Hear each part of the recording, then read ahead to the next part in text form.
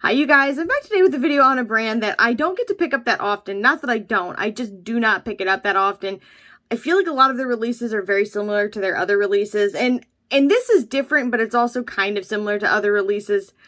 But you guys already knew because it was green, it had green in it, I was probably going to pick it up. I am on a low buy. This actually, I think, might have come out before the low buy. The brand that I am talking about is Colourpop Cosmetics, and the palette that I'm talking about is Sprinkle a Little Magic. It is the Tinkerbell palette, and this is what it looks like. Actually, wait, this is the box, and this is what the actual palette looks like. They're the exact same, so this is the palette. It's $16.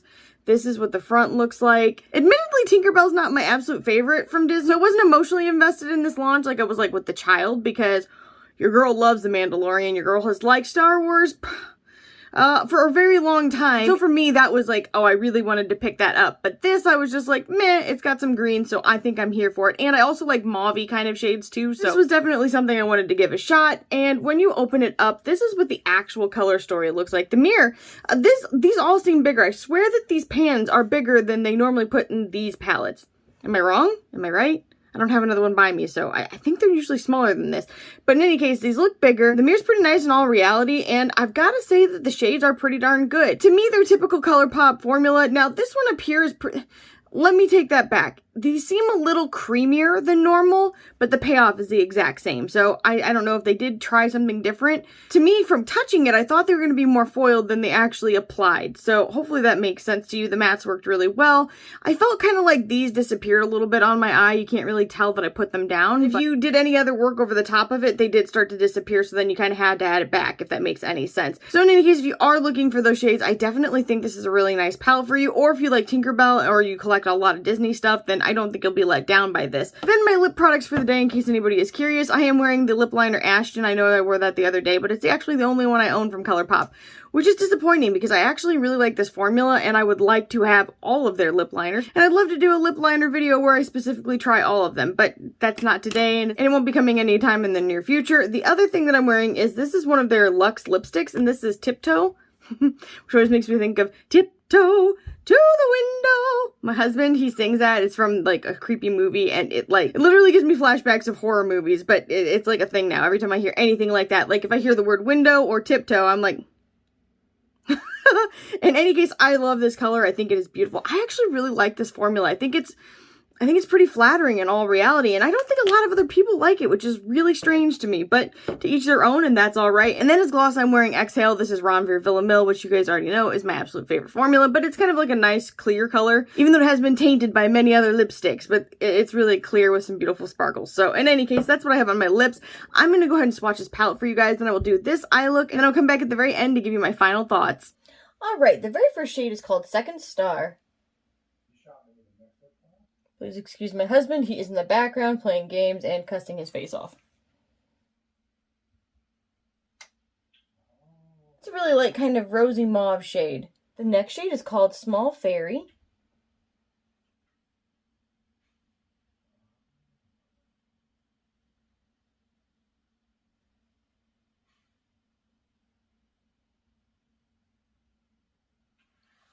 And that's a beautiful gold shade. Ooh, green to it. And the texture also reminds me a lot of like JD Glow. So nice. Very creamy. Very easy to use. The next shade is called Big Magic.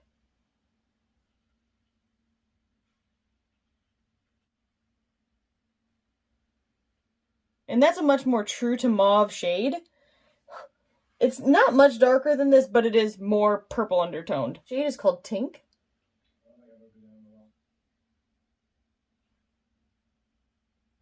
And that's a really beautiful green that almost has slight small blue glitter pieces in it. Not metallic, but it is sort of shimmery. It's called Pixie Dust.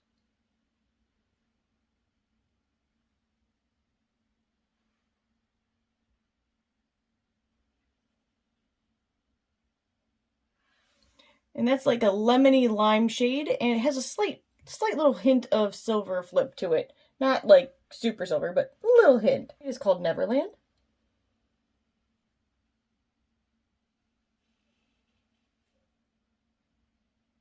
And that's a gorgeous kind of forest green that has almost like a gray base to it.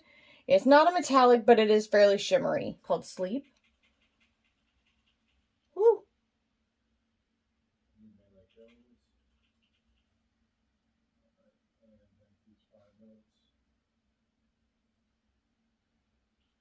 And that's a gorgeous green shade. Next shade is called Place Between.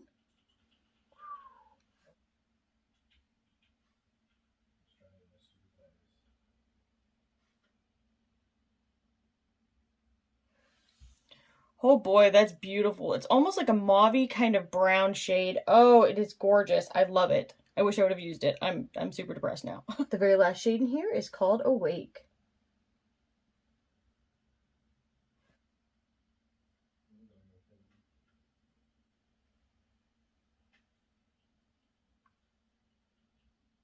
That's a beautiful deep teal shade.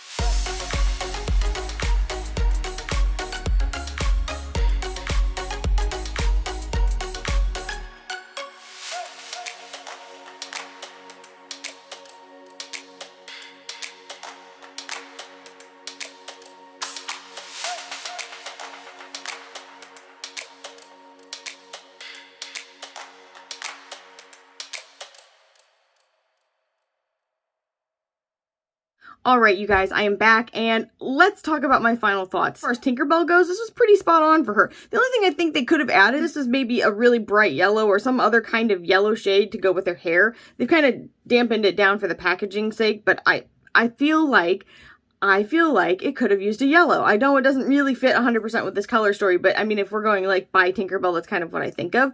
In any case, this is what the packaging looks like. It is really nice. I like that it does have a little bit of that glitter sparkle type of feel to it. You might see my cat pop up here. He's been hopping up on my desk ever since I cleared it off. He's like, haha, this is a place I can fit my butt and I should sit here. So it might happen. It's kind of like hanging out down here ready to pop on up. When you open it up, this is what it looks like. It's got Tinkerbell up here, which is a really nice embellishment actually. The mirror's pretty darn good. And these are the shadows, which I think are in a larger size than they typically are for these palettes. So you guys let me know if I'm crazy or if this is like a real thing. The shades that are in here are really beautiful. I definitely think, especially if you don't have these shades in your collection, that this is a really good price point to try some nice greens, to add some beautiful mauves. This one down here I did not get a chance to use in my look, but it is beautiful. Like, you could do just a gorgeous eye with this, this, and this. Personally, I like something a little darker in the corner to deepen it up, but those three alone would still make a beautiful look in my opinion. The only negative I would have to say is that I felt kind of like, especially with these shades, they kept disappearing on me. So I had to keep adding it back just so you could tell that I had put it on. As far as, do I feel like you have to have this palette? I think that if you are a Tinkerbell collector, you're going to enjoy it. I think that if you're a Disney collector, you're going to enjoy it. Colourpop collector, you're going to enjoy it. For somebody that's like me and has a large collection, do you need this? Absolutely not. I don't think that you're going to be heartbroken if you don't have it. Because at the end of the day, I don't feel like this is something I have to have. Like, I will be heartbroken to not have it. That's what my thoughts are. I'm so sorry. I feel like this palette is just middle of the road. They've done a nice job for a nice price, and they always have great packaging, so you won't be disappointed. But for me, is it like a necessity to my collection? Would it be in my top 20 or even my top 50? No, probably not.